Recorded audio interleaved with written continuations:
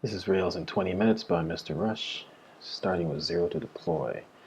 So we first begin by going to Heroku, heroku.com, here the URL, and here I already have the page up, and you can kind of see what offerings they have on Heroku. I encourage you to check out this website and explore it at your leisure. They've got a lot of different things that can be done. Right now we're going to do the sign up for free dialog here. Click on this button. Or we might log in. Let's see.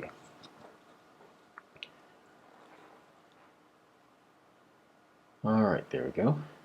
So the dashboard is automatically loading up because I have already configured this on my Windows machine here. So usually if it's not configured, you'll click on this download Heroku toolbelt for Windows thingy in your Chrome browser.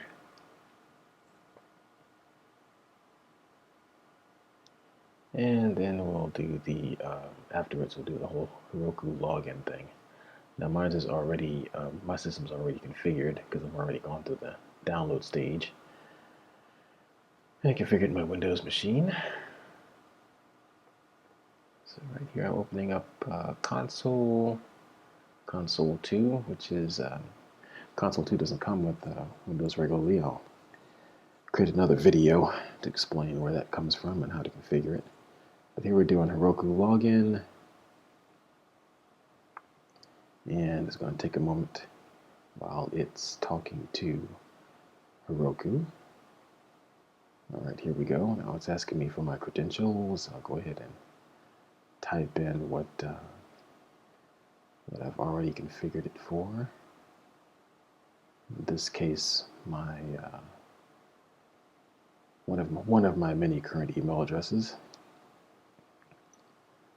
Thankfully, they don't display the password and their login scenario. Okay. Okay, so now it's adding for my secure shell public key. Now I've got 2 to choose from. Alright, so I think I'll go with the GitHub choice here. You've got either GitHub or ID. Usually it's ID, but let's see where this gets me.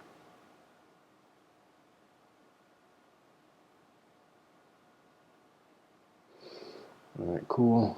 So the GitHub key, it seems to like the GitHub key, that's fine. And that drops me back out into my regular prompt.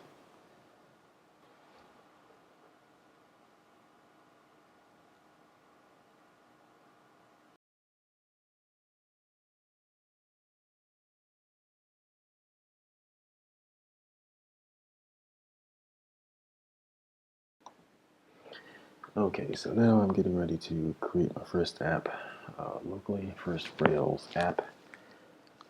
Open up console. Alright. So first thing I'll do is I'll cd out of the directory that I'm in case I'm not in the main GitHub directory. And I'm going to create a new Rails app just by saying Rails new first app.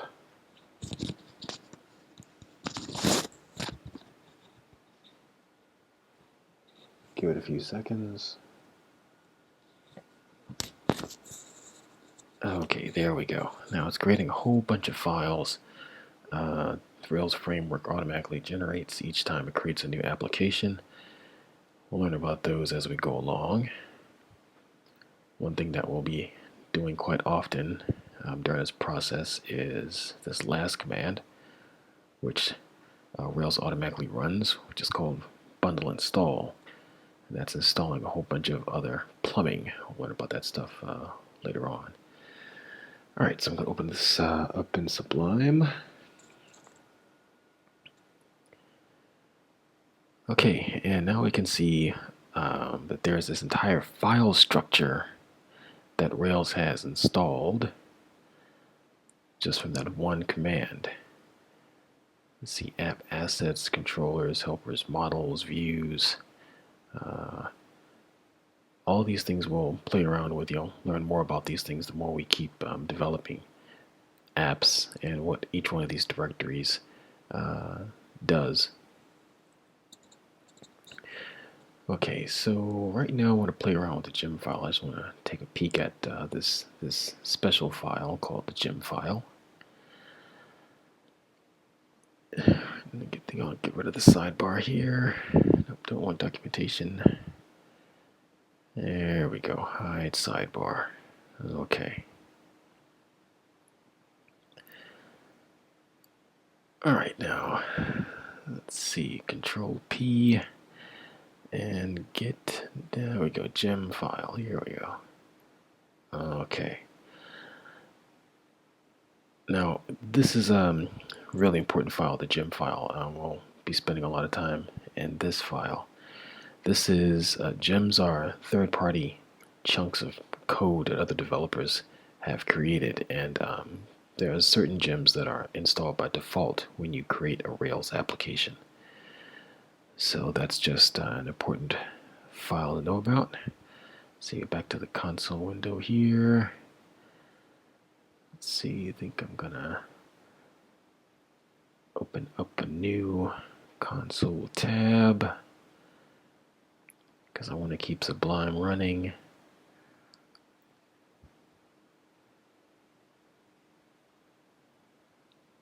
You can see that Sublime is still running in the background. Alright, so now I'm going to CD back into the first app directory that was automatically created with the Rails new command. And I'm going to start up the Rails app locally by typing Rails server. If I go to localhost 3000 in my browser, I can see the app running. If everything installed correctly, then I should see a page like this. Rather, you should see a page like this on your computer. Alright, and if you switch back to console, you can see everything is running, the server in the background.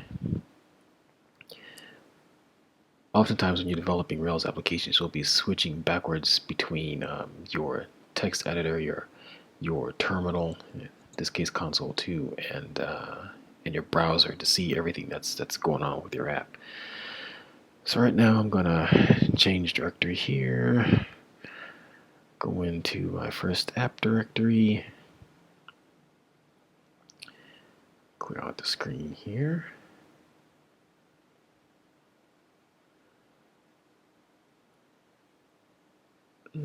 Okay, let's see. Let's do a ls with a -a flag. I can see all the files that Rails created from the command line here. And now I'm going to play with, there's this file called .gitignore.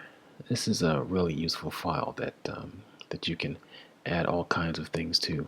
You can tell Git to ignore certain files, certain folders, certain things in folders. Let's go back to Sublime, open up the gitignore file, and here it is. It kind of has some stuff in it already, created by Rails New.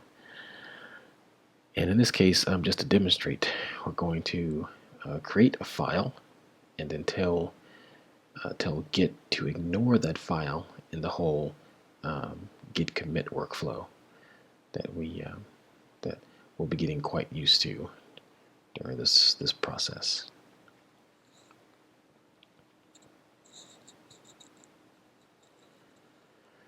All right, let's see. What should I name this file?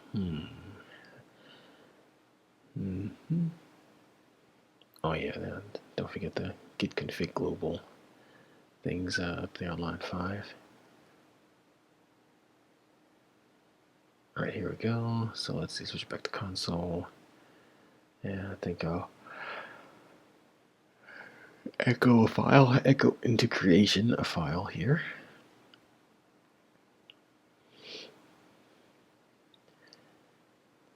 Bad file. Yeah, bad file.txt. Yeah, we'll have to get rid of that bad file. Alright.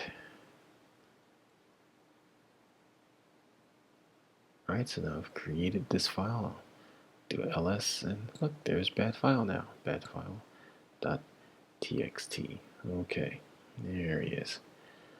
Now we'll change our get ignore file to ignore Mr. Bad File.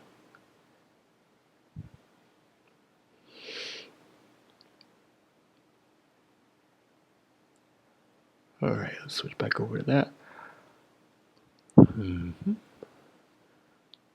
Let's see. Okay. Down here at the bottom of the page here. Okay.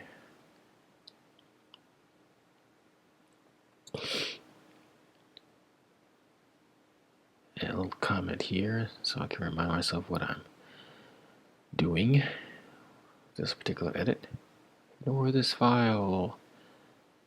Alright, so now I'm telling Git to ignore this particular file.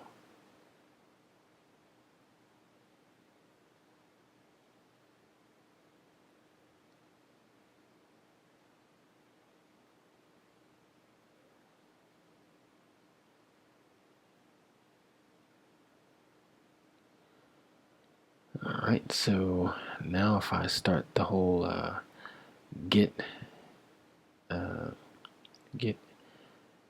workflow routine, starting with a git init to initialize this repository.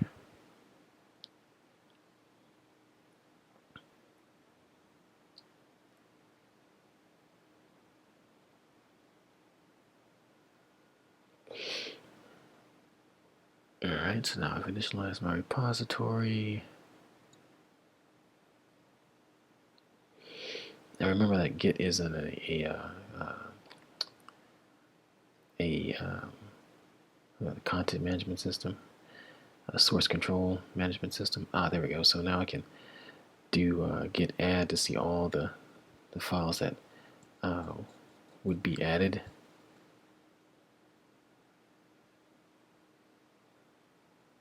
Now I'm going to add all these files because all these things were originally created. So now I'm telling Git to add everything. That's what the dot means. Git add all, basically. And I think now I'll do a status. Now you see that all these things that used to be red are now green. They've been added to the repository locally. Okay. So now all my files are saved locally. Now I'm going to commit these changes and give this this commit a -m flag for message. The message will be initial commit.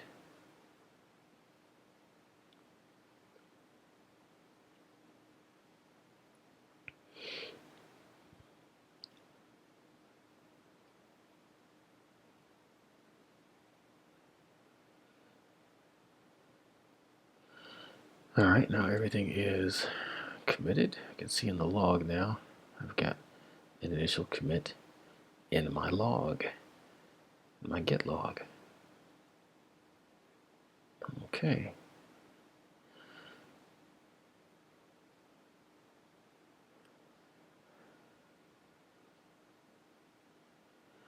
Alright, so now on to using the GitHub app itself.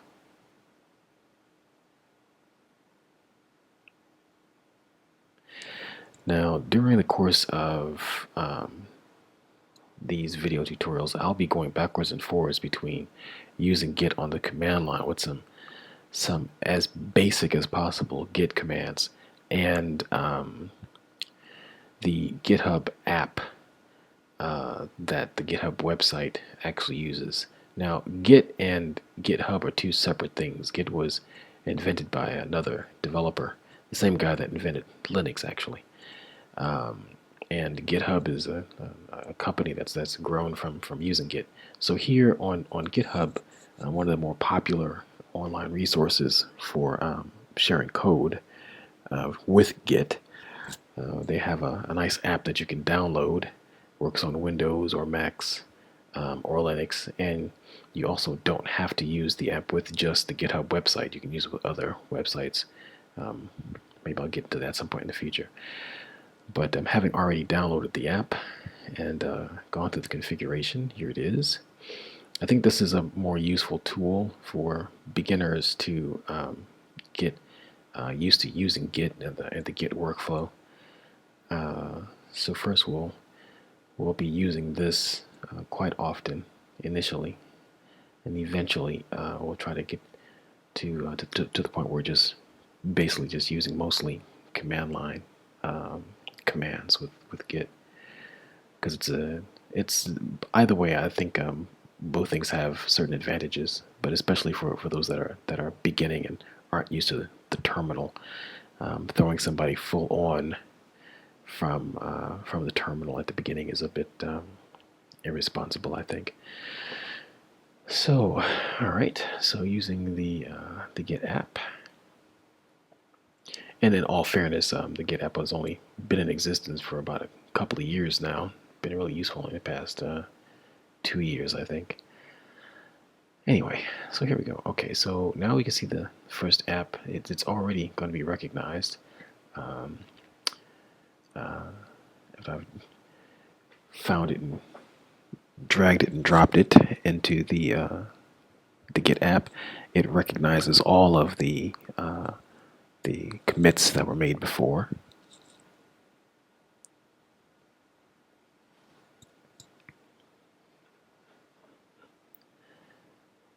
All right, so now I'm doing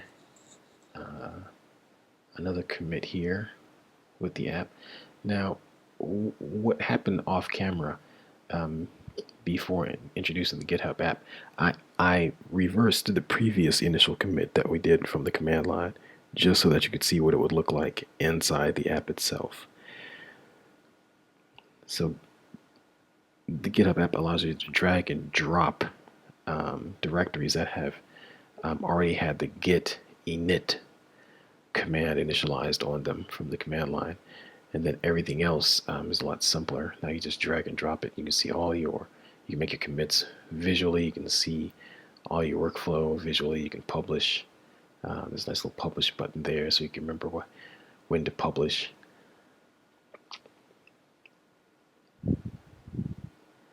This makes dealing with Git a lot less hairy, especially when you get to the point of collaboration.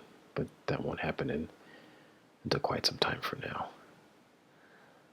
Okay, so now it's published. It's created the repo remotely on the website, on the GitHub website, and now we're going to sync this initial commit change up to that remote repository.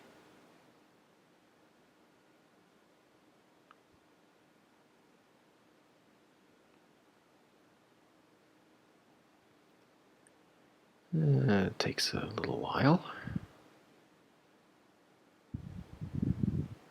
Sometimes it's very fast, sometimes it's very slow. Depends on your internet connection.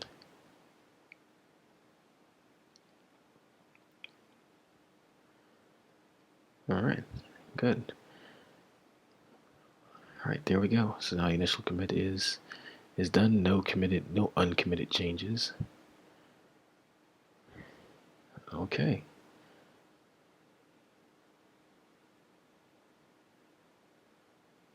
And again, you can go to the GitHub website and explore around. At this point, everybody that I'm initially sharing this video with for my students in my class have GitHub accounts.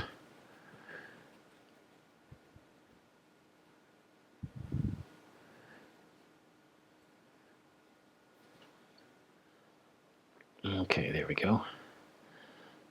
Now I click on the repositories to see, and there is the first app repository right at the top there. Okay.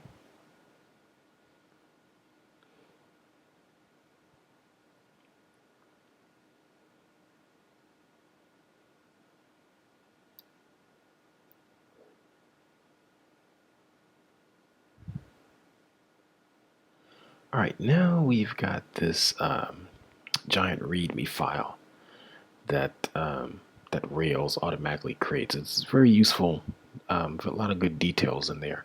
just the default README file that is created when that Rails new command is executed.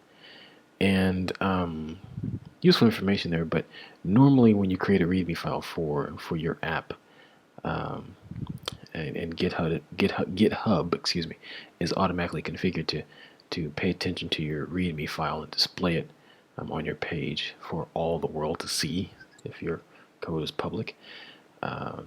In this instance, this README file doesn't really do us any good because our app is not Rails itself. It's made from Rails, but it is not the entire Rails framework itself. It's going to be something entirely different that we're using the framework to create. So we want a README file that's representative of that. So we're going to begin by editing our README file, and we'll see how the whole changing a file process goes. All right, so here we are. Here is the same file. And right now it's an RDoc. See, it's a long README file here. And we're going to make some changes to that. Make it a little bit easier to deal with.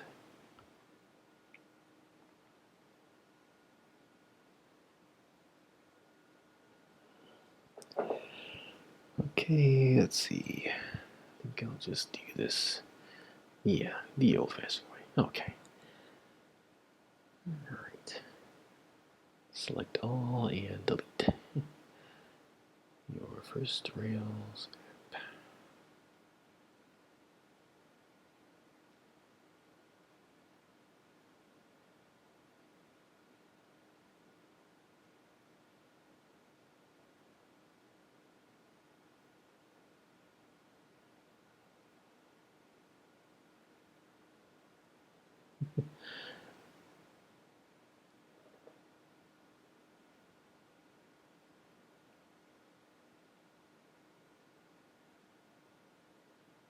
Learn. Yeah, there we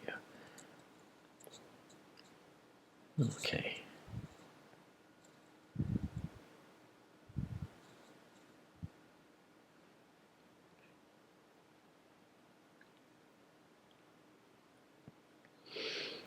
All right. Back into the GitHub app. Double click on that. Now it sees that I've got a file that's been changed. And Git is paying attention to every single file in my app. And it's noticed that I've changed something in one of them. It shows me all the changes in red, the things that have been removed. And I think at the bottom,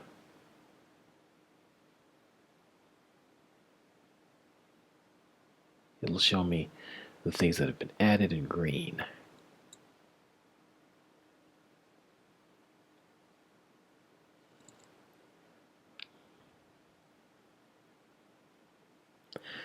Okay, making a commit message that makes sense, so when I see it later on, I can understand what the heck I'm doing. Okay, and now pushing up those changes to GitHub.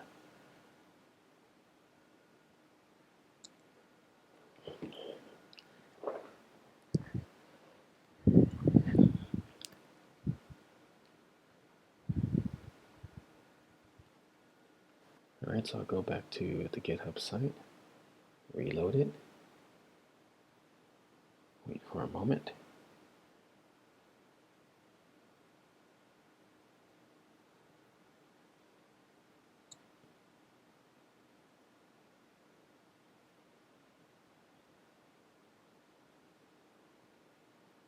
Come on, back out.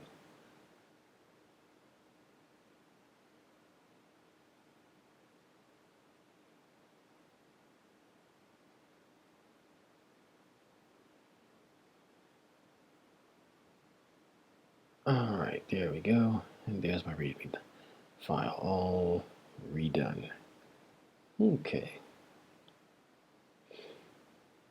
Alright, so now you've seen the whole process of editing a file and uploading it using the GitHub app as opposed to just command line. Alright, so next up I think will be getting the sucker pushed up to Heroku. So let's see, do some more command line stuff here. Check out the branch locally. Everything's clean.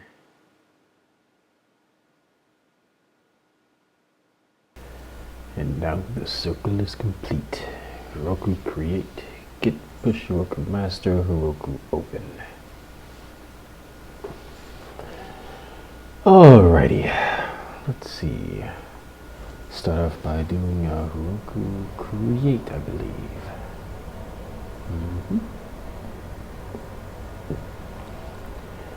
Alright, great. So now I've got a nice new app created up at Heroku. You can see my my Git connections here, and the name of the app, nameless peak 1263 HerokuApp.com. Excuse me. Git remote Heroku added. Alright, let's see, let's do a git push Heroku master. So now I'm going to push the master branch up to Heroku. Git push Heroku, the master branch. Alrighty then, explosions. Permanently added. Oh, no, correction. Okay, no, everything seems to be okay so far. Installing dependencies, no explosions. I stand corrected.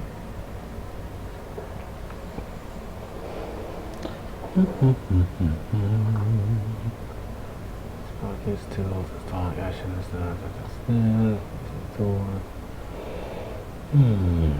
Says, there we are. There's the explosions.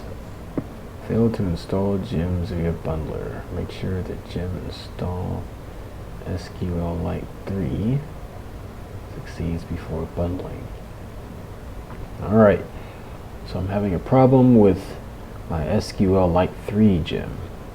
My SQLite is my database that my database mechanism that comes with Rails, and I know that Heroku only uses Postgres.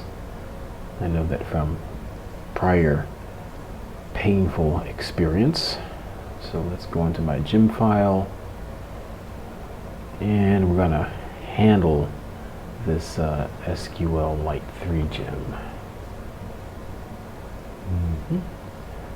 Heroku uses Postgres, so we're going to need to edit two files in Sublime, the gem file and the database.yml, pronounced YAML file, database.yaml file. Alright, so I've got these open in my Sublime after the cut. You can see how I've got lines 8 through 14, how I've changed my gem configuration here for SQLite 3 and gem PG for Postgres. So I've got development test for SQLite 3. That'll be my local development here on my laptop, and production is up on Heroku, and the database YAML file is changed as well. So pay attention to the details here that I've got highlighted. So you probably want to pause the video around this around right now and make these identical changes to these two files inside your app. Yeah. All right. Let's see now. Moving right along. What do we have next? All right. So now that's changed. We're going to do a git push to Heroku master.